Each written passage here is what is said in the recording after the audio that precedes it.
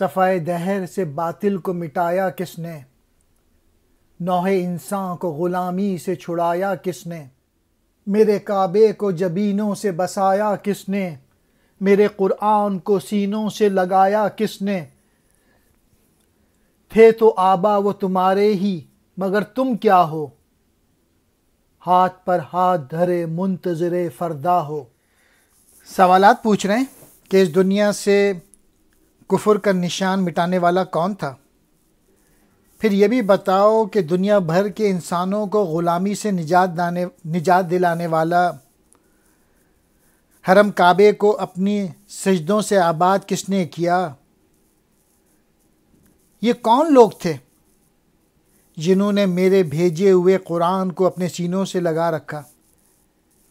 بے شک یہ سارے عمل کے ذمہ دار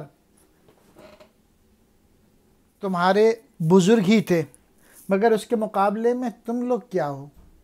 ہاتھ پر ہاتھ دھرے بیٹھے ہوئے اور آنے والے کل کا انتظار کر رہے ہو کہ کل اچھا ہوگا، بغیر محنت کے، بغیر اپنی صلاحیتوں کو ابھارنے کے، بغیر سیلف ریلائنس کے، بغیر خود ہی ڈیولپ کیے ہوئے آنے والا وقت اچھا نہیں ہو سکتا۔